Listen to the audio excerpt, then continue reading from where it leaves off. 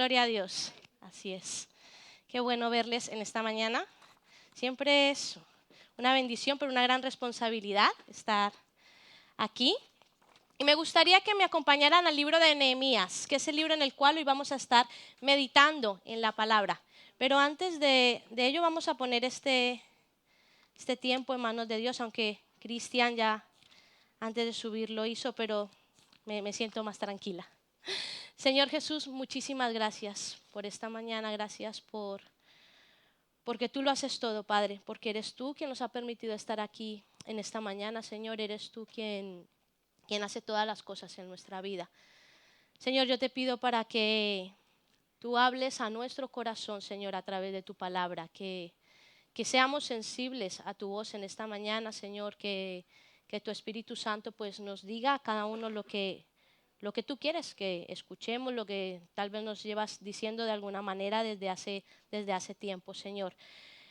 Dame también las palabras indicadas, Señor, pon en mí la tranquilidad para poder hacerlo, para poder transmitir lo que tú ya me has estado enseñando a mi vida, Señor, y que seas tú quien se mueva, Padre. En el nombre de Jesús, amén. Amén. Pues, ¿tienen el libro de Nehemías por ahí? Muy bien. 4 manos, 5. Vale. Hay niños, si hay niños en la sala, este es el momento en el cual podéis salir e ir a vuestras clases. Así que todos los que quieran salir, puedan. Por allí están los instructores. Esta capacidad de aviso es impresionante. Muy bien. Pues veréis, el libro de Nehemías, ese es un libro escrito por el profeta Nehemías, como tiene su nombre, y se desarrolla después del cautiverio del pueblo de Jerusalén. El pueblo de Israel estuvo cautivo por los babilonios, pero se levantó otra nación, los persas, y derrotaron a este pueblo. Y cuando derrotaron a este pueblo en el reinado del rey Ciro, Dios mueve a este rey a proclamar un edicto que decía que los israelitas podían volver a su ciudad de origen para restaurar el templo de su Dios. Eso fue algo que hizo Dios en el corazón de este rey Ciro. En ese momento un grupo de personas formado por hombres, por mujeres, por niños, dicen los historiadores que unos 42.000, o sea, un montón de gente, hizo un trayecto de vuelta a Jerusalén, ¿no? Para restaurar el templo. Sin embargo, no todos los exiliados volvieron al mismo tiempo, porque 70 años después otro grupo regresó, junto con el sacerdote Esdras. Esto es lo que nos habla el libro de Esdras. Y 13 años después, otro grupo regresó y ahí es cuando aparece Nehemías. Y un objetivo muy claro que tenía Nehemías y que tiene y nos cuenta el libro es la reconstrucción de la muralla. Y también la reconstrucción de todo lo que era, digamos, toda la parte eclesiástica judía. Otra vez los ritos, otra vez las leyes y demás. El libro de Nehemías comienza explicándonos que Nehemías era copero del rey Artajerjes. ¿Os suena este nombre? Sí, ¿no? En las películas ha salido. Pues era copero del rey Artajerjes. Y ser copero era algo importante y era algo también de muchísima responsabilidad. Era el que tenía que probar el vino del rey y si no se moría, pues entonces el rey se lo podía beber. Yo creo que nadie quería ese trabajo a día de hoy. Pero Nehemías era copero del rey, pero ser copero le daba muchísimos privilegios también, como era vivir en la casa del rey, disfrutar de las cosas de palacio y demás. Y estando allí, al servicio del rey, dice el texto, que llegó a oídos de Nehemías que todos los hermanos judíos que habían vuelto a Jerusalén estaban humillados y abatidos, estaban empobrecidos, que los muros de Jerusalén estaban caídos. Pues cuando Nehemías escucha esto, dice que oró a Dios de tal manera porque se conmovió tanto en su corazón que le oró a Dios por arrepentimiento para el pueblo, que le pidió perdón a Dios. Esto lo vemos en el capítulo 1. Os lo estoy contando para que sea más fácil, no leamos todo el libro. Pero en el capítulo 1, versículo 5 hay una oración en la cual Nehemías le dice a Dios, yo sé que hemos pecado, sé que no hemos hecho las cosas bien, pero sé también que tú eres un Dios de misericordia, y le pide que por favor vuelva a reunir al pueblo y que le dé favor delante del rey para reconstruir los muros de Jerusalén. Se ve que Dios escuchó a Nehemías, ¿vale? Porque pasado un tiempo, dice en los capítulos siguientes que Nehemías estaba en la sala del rey y el rey le preguntó, ¿qué te pasa? ¿Por qué estás triste? Porque está, sí, afligido tu corazón. Y entonces Nehemías se llenó de valor y en un acto ahí de heroico, porque hablar con el rey era un acto heroico también, según lo que le fueras a decir, le dice, estoy muy triste porque la ciudad de mis antepasados está desolada y está destruida. Hay una gran tristeza en mi corazón. Y el rey le dice, ¿qué quieres? ¿Cómo quieres que te ayude? ¿Qué quieres que haga? Y Nehemías, en otro acto de valor, se lanza y le dice, mira, si te parece bien, déjame ir a Judá durante un tiempo para reconstruir los muros de la ciudad y además dame cartas para los gobernadores, dame materiales para reconstruir los muros, dame todo lo necesario para hacerlo. Y el rey le concedió todo lo que Nehemías le dijo. Y como en todas las historias, aparecieron enemigos. Aquí se llaman Sanbalat y Tobías, que no les pareció muy bien este plan y que más adelante pues tendrán su protagonismo. Nehemías, ¿qué pasó? Que llegó allí a Jerusalén. ¿Me van siguiendo? ¿Sí, sí?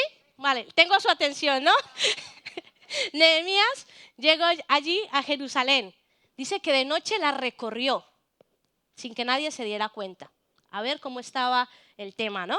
Y vio que la cosa estaba muy mal, que todo estaba totalmente destruido y que la gente estaba muy empobrecida. Y en el capítulo 2, más o menos, versículo 8, dice que reunió a todos los sacerdotes que había en ese momento, a los nobles de la ciudad, o a la gente que tenía más dinero, y les contó su plan para reconstruir el templo.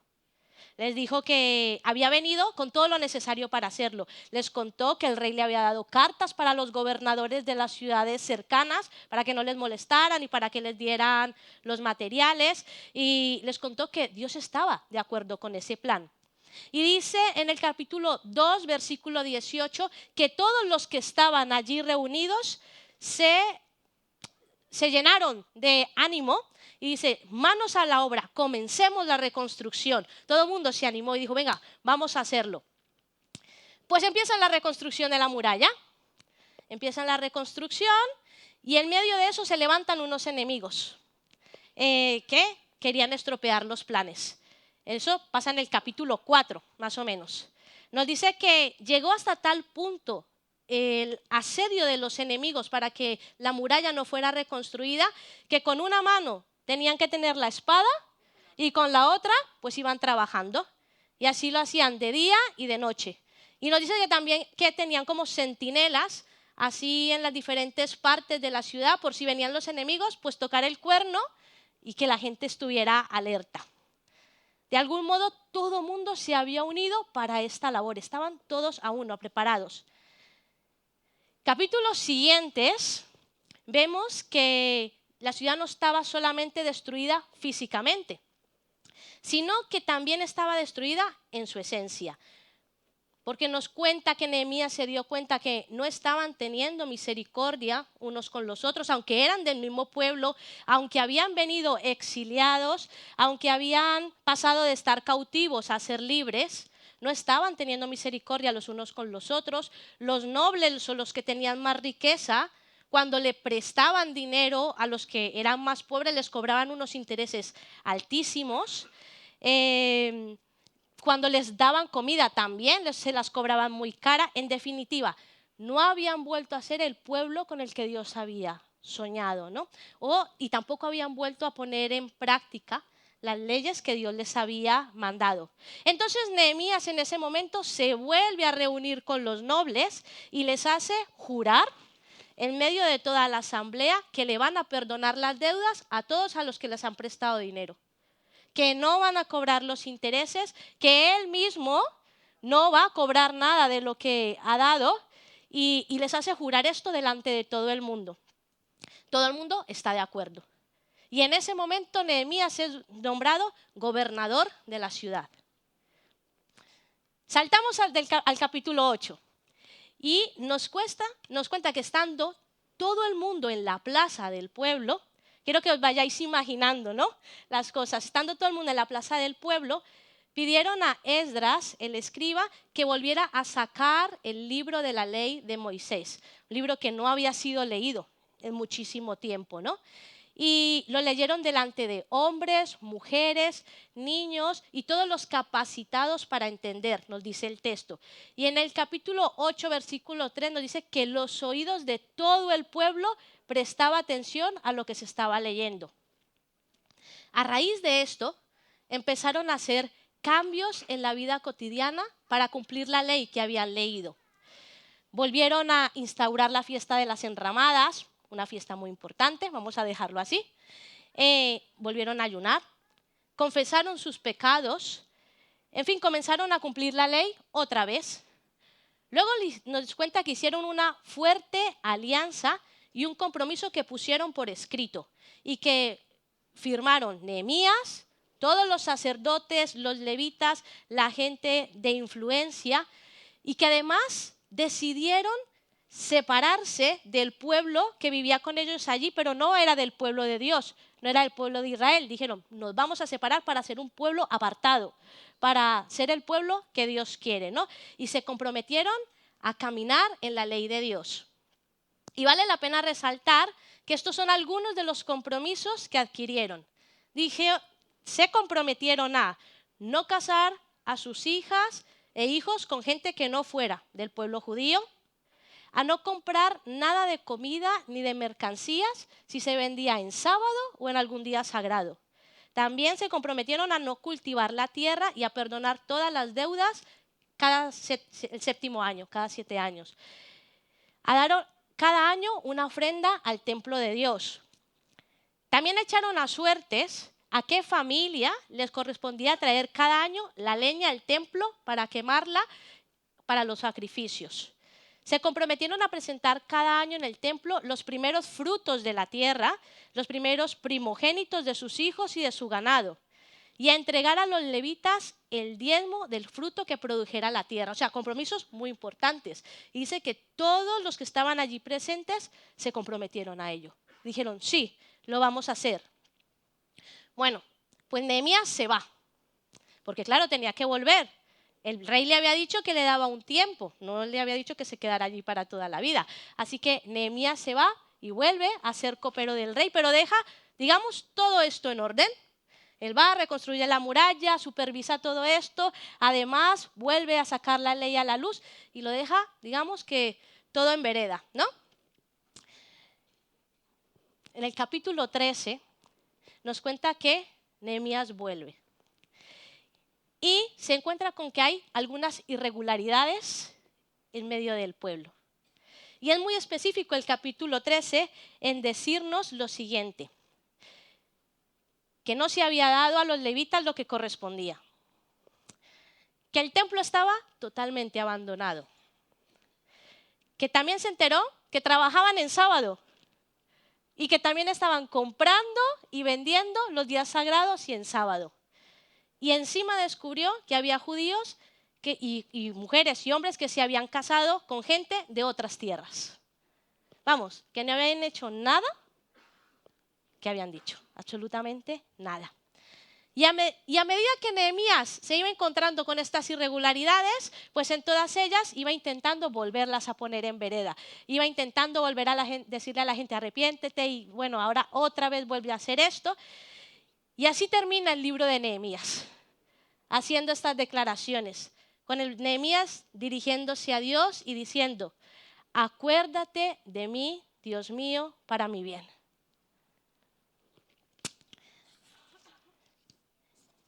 ¿Qué libro? ¿Qué historia? Es un libro tan apasionante, pero a la vez tan triste como termina. Y la verdad es que leyendo y pensando en esto, Dios me hacía reflexionar en 3 cosas que creo que son importantes para nosotros, o por lo menos han sido para mí mientras leía el texto. Y es que es claro y evidente que cada una de las personas que hemos mencionado, Nehemías, Esdras, los levitas, los sacerdotes, el pueblo, todos tenían ganas de hacer las cosas bien, ¿verdad? O sea, tenían una clara intención de hacer las cosas bien. Habían unas ganas de ser el pueblo elegido que Dios quería. Pero es que veréis, lo primero que Dios me hacía reflexionar es que las intenciones del corazón no son suficientes para un cambio de vida.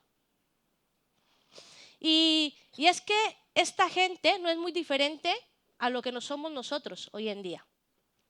De hecho, mientras leía la historia, en muchos momentos me sentía muy identificada con ellos, porque en mi corazón también están las ganas de hacer las cosas bien. Igual yo no me estoy esforzando en reconstruir una muralla, pero igual sí estoy intentando reconstruir las murallas de mi vida o los altares, ¿no? que hay en mi vida. Estoy intentando cambiar de hábitos. Quiero hacer las cosas bien. Quiero tener unos buenos hábitos espirituales. Quiero saber administrar mi tiempo. Quiero saber administrar mi economía. Cada día lo intento levantarme pensando voy a tener más misericordia con la gente que está a mi alrededor. Quiero hablarles más de Dios a los que están a mi lado. Quiero orar más. Quiero leer más las palabras. O sea, quiero hacer las cosas bien. ¿Ustedes también? ¿Sí? O sea, a mí me pasa eso. Y yo me levanto todos los días pues con esa perspectiva. Yo no conozco a nadie que se levante diciendo, hoy voy a ser malo. Bueno, igual sí, pero no sé. ¿No? O sea, yo todavía no conozco a nadie que se levante diciendo, hoy no quiero tener misericordia. Hoy me voy a dedicar a hacerle la vida imposible a todo el que esté a mi lado. Si hay alguien así, no cambien de actitud, pero igual yo creo que nadie se levanta con esas ganas, ¿no? Nos despertamos con ganas de ser lo que Dios quiere que seamos. Y decimos, esto lo tengo que cambiar, quiero hacer esto, quiero hacer lo otro. O sea, hay muchos ejemplos en la Biblia de hombres y mujeres que quisieron hacer las cosas bien. Y en ese momento me venía a la cabeza a Pedro. Pedro es un muy buen ejemplo, ¿no? Porque Pedro es de esas personas que estuvo con Jesús y lo dio todo al 100% y iba al 1000 por 1000 con Jesús. Y en Mateo, ¿no? Nos dice que cuando hubieron salido del monte de los olivos, Jesús les dijo, todos vosotros os vais a escandalizar de mí esta noche. Se lo dijo a sus discípulos. Y dice que Pedro se levantó ahí en un acto de valor, como era él, y le dijo, aunque todos se escandalicen de ti, yo no lo voy a hacer. Y Jesús le dijo, de cierto te digo que esta noche 3 veces me vas a negar, Pedro. Y Pedro le dice, aunque me sea necesario morir contigo, yo no te voy a negar en mi vida. O sea, pero yo creo que Pedro cuando decía esas palabras realmente las pensaba, ¿eh? O sea, estoy segura que Pedro realmente en su corazón era sincero. Había una intención en su corazón de que eso fuera verdad. Capítulos siguientes en Mateo dice que Pedro estaba sentado fuera del patio donde estaban burlándose de Jesús cuando lo habían apresado y algunos le decían, tú estabas con Jesús. Enseguida él dijo, no, yo no le conozco. No sé lo que estás diciendo. Saliendo otra vez a otra parte del patio, dice que otros le dijeron, este es un nazareno y estaba con Jesús. Pero él negó otra vez con juramento, diciendo, no conozco a este hombre. Y un poco después, acercándose, dice que le dijeron, verdaderamente tú estabas con Jesús, porque aún tu manera de hablar te descubre. Le decían a Pedro. Y él comenzó a maldecir y a jurar y a decir, no conozco este hombre. Y el gallo cantó. Y dice el Mateo que Pedro se acordó de las palabras de Jesús y salió y lloró amargamente. Pedro era un hombre que literalmente caminó con Jesús. Caminó en las aguas con Jesús. Comió con él. vivió con él. Jesús le lavó los pies a Pedro. Pedro lo vio triste a Jesús, lo vio contento, lo vio enfadado, o sea, caminó en todos los estados. Y Jesús es tan claro en decirle a Pedro, cuando llegue la hora, me vas a negar. Y estoy segura que la intención de Pedro no era hacerlo, pero el miedo le pudo.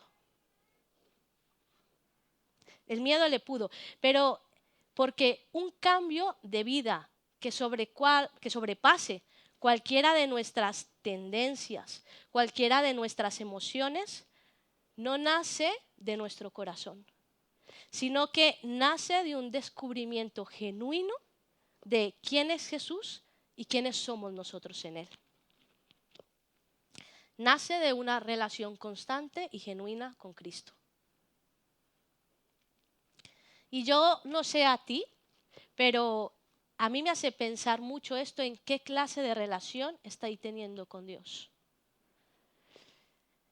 Si de verdad estoy reconociendo mi pecado delante de Él, si de verdad me estoy viendo como lo que soy, una persona incapaz de generar cambios en mi vida, en mis propias fuerzas. Si de verdad estoy acercándome a Dios con la certeza de que necesito urgentemente humillarme ante su presencia. Necesito urgentemente reconocer que yo no soy capaz. Necesito urgentemente dejar mi orgullo de lado y todas las expectativas que yo me pueda hacer en la cabeza de mí mismo y de verdad reconocer que si yo no lo tengo a Él como Señor de mi vida, no voy a hacer nada. Veréis, este no es un mensaje para que nos quedemos pensando en lo incapaces que somos, o qué malo soy, o cuántas cosas tengo que cambiar. No, veréis, mi intención es que sea una llamada de atención a que de verdad cada uno de nosotros nos despojemos de la idea de pensar que podremos acercarnos más a Dios en nuestras propias fuerzas y descansemos. Descansemos, de verdad que llevemos a la cruz la intención de hacer las cosas en nuestras fuerzas y podamos experimentar lo que significa descansar en Dios. Nadie mejor que Dios te conoce y me conoce. Y nadie mejor que Él conoce lo que cada uno tenemos que cambiar.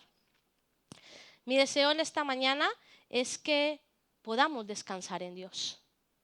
Podamos decirle a Dios, te amo, quiero que seas el Señor de mi vida y que seas tú quien me cambie porque yo no soy capaz.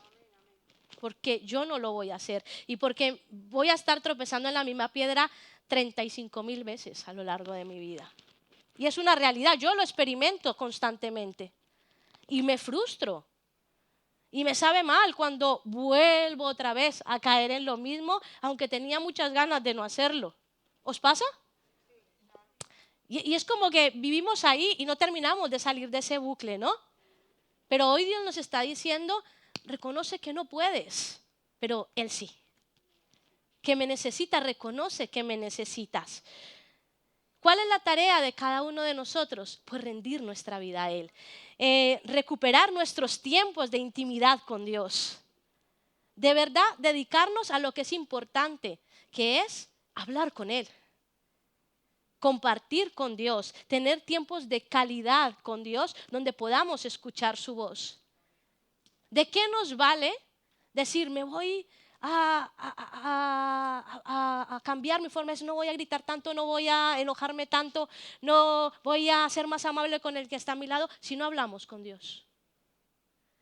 Si igual a lo mejor ha pasado una semana en la cual ni nos hemos parado un momento de nuestra vida a decirle, Señor, ¿qué quieres decirme a mí? No, ¿qué quieres que yo te diga? Porque a veces pensamos que hablar con Dios es contarle toda nuestra vida. Y sí, también, pero necesitamos escucharle. Necesitamos callarnos también para escucharle y que Él nos diga qué es lo que quiere que hagamos, cómo quiere que hagamos y en qué momento quiere que lo hagamos. Porque como le pasaba al pueblo de Israel, tenía intenciones genuinas de volver a ser el pueblo que Dios quería. Tenía intenciones genuinas. Hicieron grandes obras, grandes compromisos. O sea, construyeron una muralla. O sea, se pasaron día y noche construyendo la muralla. Grandes pactos firmaron también unos con otros. Pero al final no se acercaron a Dios. Al final terminaron volviendo a hacer lo mismo que hacían, aunque tenían muralla y aunque tenían casas y aunque tenían todo. Físicamente muchas cosas habían cambiado, pero en su corazón seguía muy alejado de Dios. Y volvieron a caer en la misma piedra. ¿Sí? ¿Están aquí? Amén. En la historia, como hemos visto, Nehemías en cada ocasión se esforzó muchísimo en que las murallas fueran levantadas, en que las casas fueran restauradas, en que el pueblo empezara a cumplir la ley y en que los sacerdotes, que los levitas hicieran todo su trabajo, ¿no? Sin embargo, a mí me da mucha tristeza ver cómo termina el libro de Nehemías, porque invirtió tanto tiempo, tanto esfuerzo, tantos recursos. Este hombre se dio en cuerpo y alma a ese trabajo para que el pueblo volviera a ser el pueblo de Dios elegido. Y al final de su historia se da con la realidad en las narices. Y ve que aunque las murallas están levantadas, aunque las casas están de nuevo levantadas, aunque hay gente que ya está viviendo en el pueblo que está más bien acomodada, aunque las cosas van bien, aunque incluso han vuelto a sacar el libro de la ley y todo esto, el corazón del pueblo está totalmente alejado de Dios. Y esto me hacía pensar en nosotros y en nuestra relación unos con otros, viendo Nehemías. Y es que nosotros no podemos generar un cambio de vida en otros. Ninguno de nosotros podemos generar un cambio de vida en otros. Seguramente la vida y el esfuerzo de Nehemías fue un testimonio para muchos. Seguramente. Seguramente verlo ahí reconstruyendo las murallas para muchos les dio ánimo, para muchos fue un testimonio de que Dios estaba con él, pero es que la decisión de dejar que Dios sea el Señor de tu vida es algo que solo podemos hacer cada uno de nosotros, en lo personal, en lo íntimo. Y esto nos tiene que dar paz en la forma en la cual nos relacionamos nosotros. Nos tiene que dar paz y nos tiene que dar dirección respecto a cómo nos estamos mirando, a cómo nos estamos relacionando. Tú puedes caminar con tu hermano, puedes ser apoyo para él en los momentos de vida complicados y también en los felices. Incluso puedes llegar a saber qué cosas debe de cambiar para ser mejor, porque a veces desde fuera se ven las cosas un poquito más claras, ¿no? Incluso tú puedes llegar a decir, es que tienes que cambiar eso, es que tienes que cambiar lo otro, y aún así no puedes generar un cambio en su vida. Intentar hacerlo te va a llevar a la decepción y a la frustración. Intentar hacerlo te va a llevar incluso a discutirte con tu hermano. Por la decepción, por la frustración, por la tristeza, ¿no? No podemos desempeñar el papel que solo puede hacer el Espíritu Santo en nosotros. El papel que solo puede hacer Él. No podemos intentar hacer ese trabajo. Dios no nos ha mandado a hacer ese trabajo. Eso significa que no debemos animarnos o que no debemos exhortarnos o que no debemos apoyarnos. No, por supuesto que no.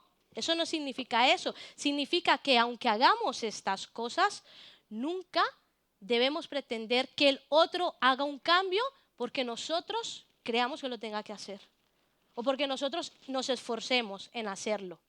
Y esto tiene que ser un descanso para nosotros, porque Dios nos ha llamado a caminar uno al lado del otro, pero el que tiene que darnos convicción de pecado y el que lo va a hacer es el Espíritu Santo. Solamente Él. Y en su tiempo y a cada uno de la manera que Él quiera hacerlo.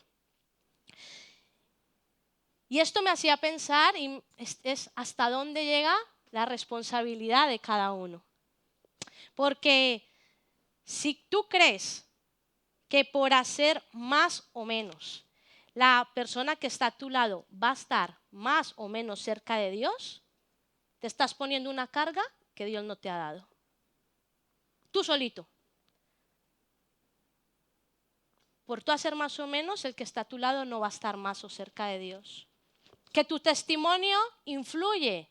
Sí, claro que sí.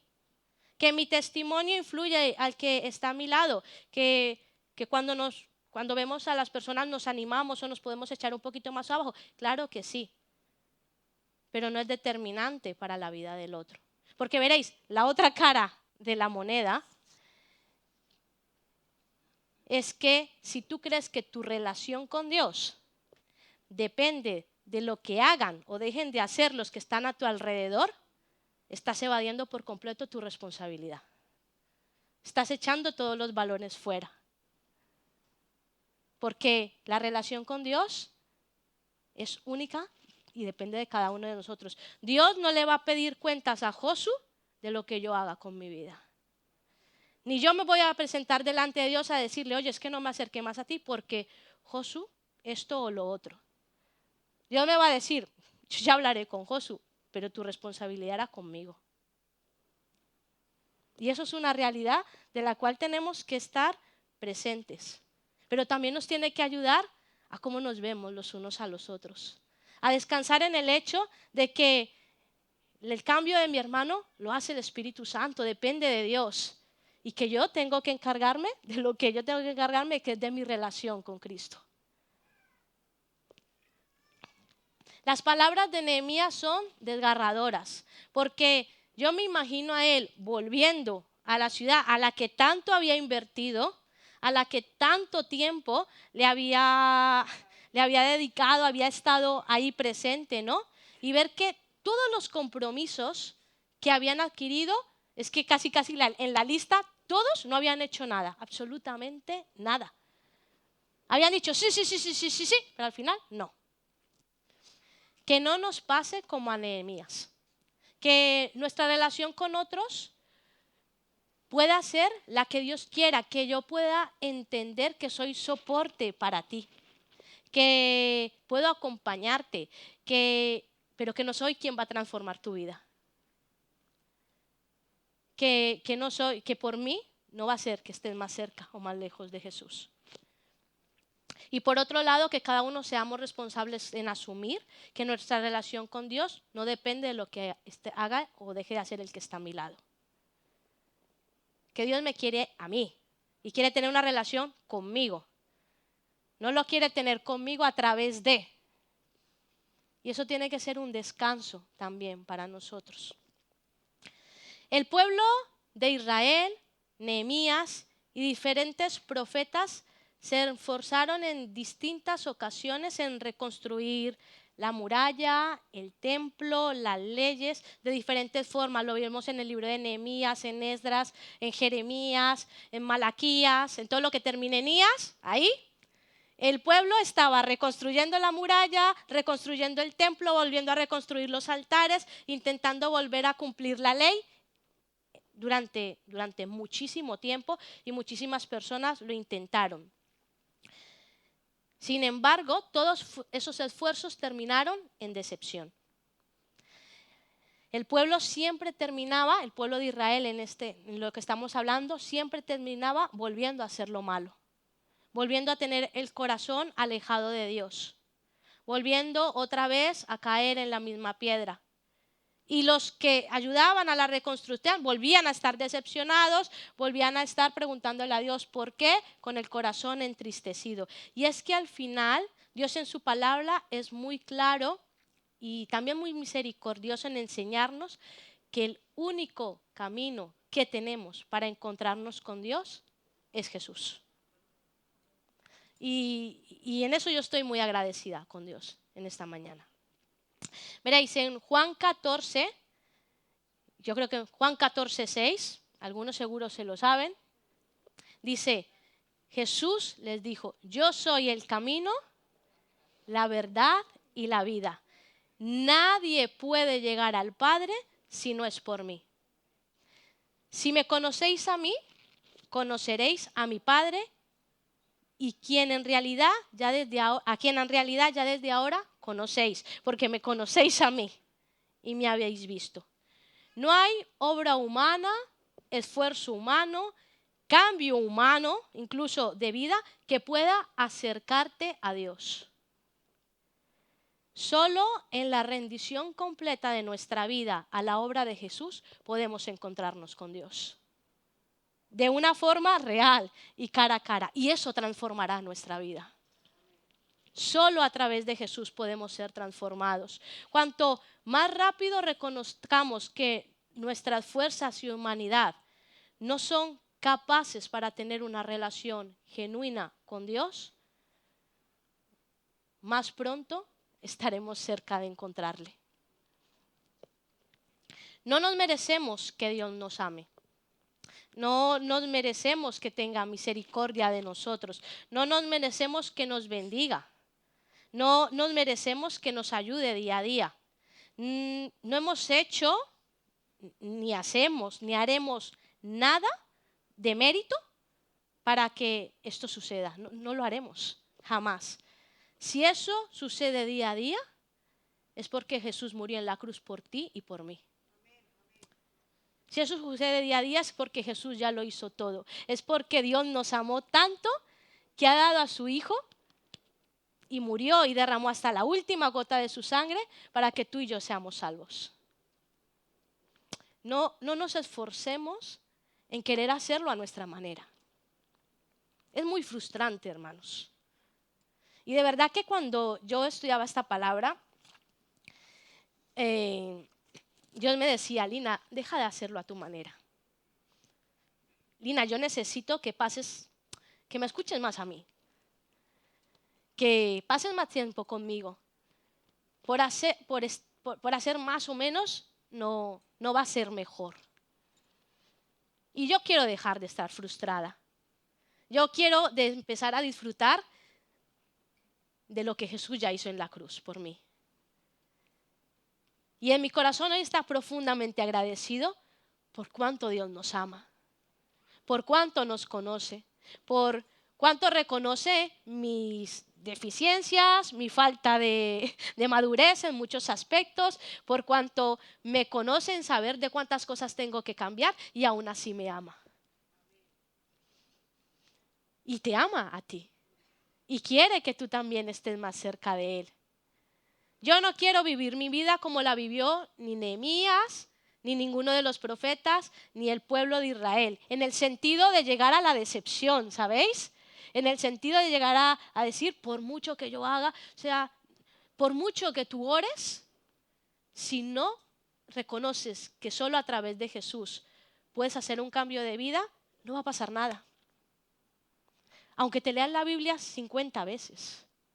Aunque vengas al culto todos los domingos durante toda la etapa de tu vida. Y os pongo estos ejemplos porque son las cosas que pensamos que nos acercan más a Dios. Y es verdad que nos ayudan, pero solamente el Espíritu Santo puede hacer un cambio genuino en nosotros. Que hoy pueda ser un día de reconocer que no somos capaces y sentirnos en paz en saber en que Jesús lo ha hecho, en que Él lo ha hecho. Yo no tenía muy planeado cómo podíamos ir concluyendo la predicación en esta mañana, pero me gustaría que oráramos. No sé si está Héctor por ahí. Me gustaría que nos tomáramos un tiempo para orar, para que cada uno en su interior pueda recordar de dónde Dios le ha sacado y hasta dónde le ha traído a día de hoy. Que cada uno podamos ser agradecidos con Dios y podamos reconocer que la obra de Jesús lo hizo todo. Que que lo hizo todo al completo. Que Jesús no hizo una parte del trabajo y Dios está esperando que tú hagas otra parte. Dios no está esperando que tú hagas nada. Gracias. Le digo, Señor, gracias porque no estás esperando que yo haga nada. Pero sí está esperando que le dejes entrar. Si está esperando que le abras y que le abramos esas partes de nuestra vida que las tenemos ahí muy guardadas. Que igual hay habitaciones ahí que aún tienen una llave que no se la queremos dar a Él. O igual hay cosas que aún nos resistimos a verbalizarlas y a decir: Señor, esto te lo quiero dar a ti, empieza a trabajar en esta área en mi vida. Igual hay cosas del pasado que aún están muy presentes y estás recordando, o hay personas que aún no quieres perdonar, o hay situaciones que aún te siguen atando, o hay cosas en las que necesitamos cada uno buscar ayuda y verbalizar y decir: aquí esto no está rendido a los pies de Jesús. Cuando eso empiece a ser una realidad en nuestra vida, cuando con humildad empecemos a acercarnos a Dios y a decirle: yo no soy capaz, pero deseo que tú lo hagas en mí, vamos a experimentar lo que significa la paz que viene de parte de Dios. Y yo he tenido luces de esa paz, pero de verdad deseo vivir en ella. Y que todo lo demás Dios lo haga. Que si Él me va a permitir caminar en sus caminos y seguir predicando, que sea Él. Y que si me dice que me siente, que me lo diga Él. Y que, porque quiero experimentar y vivir en esa paz. Y estoy segura que Dios quiere que también lo hagamos. Así que yo te invito a que puedas ahí cerrar tus ojos y hablar con Dios un ratito.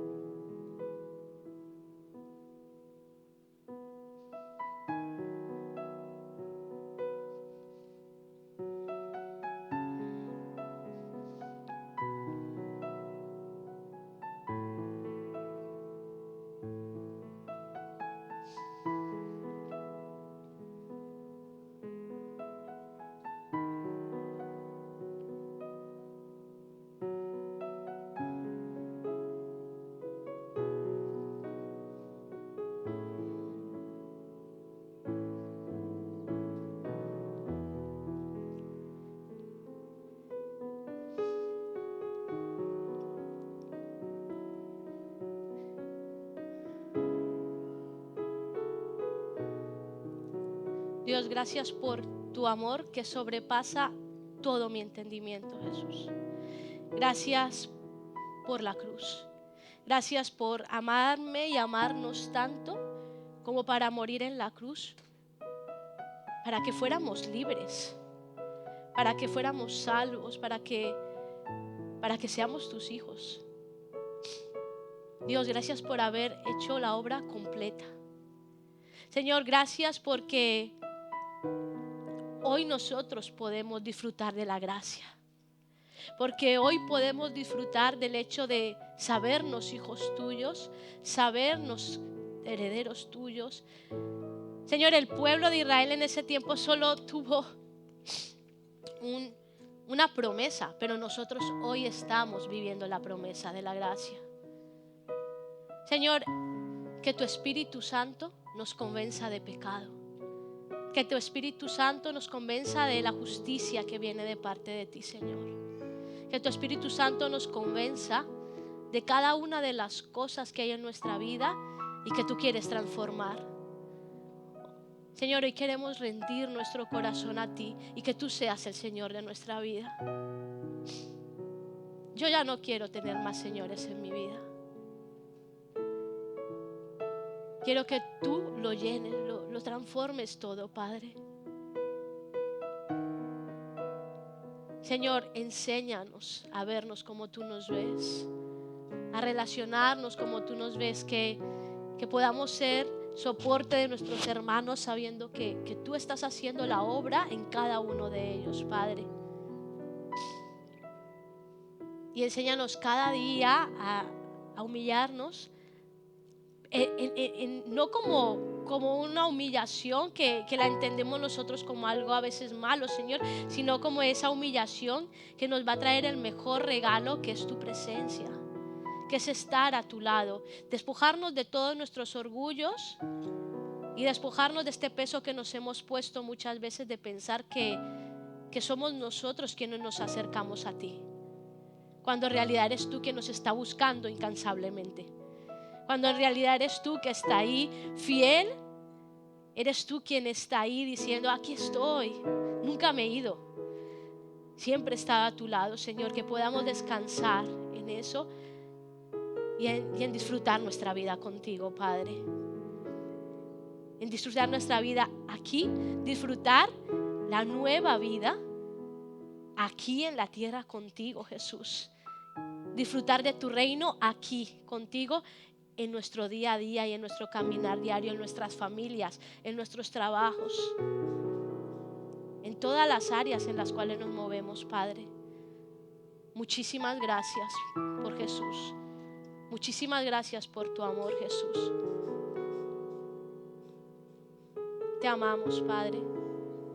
Haz tú lo que tengas que hacer en nuestra vida. Nos rendimos a tu presencia, Dios.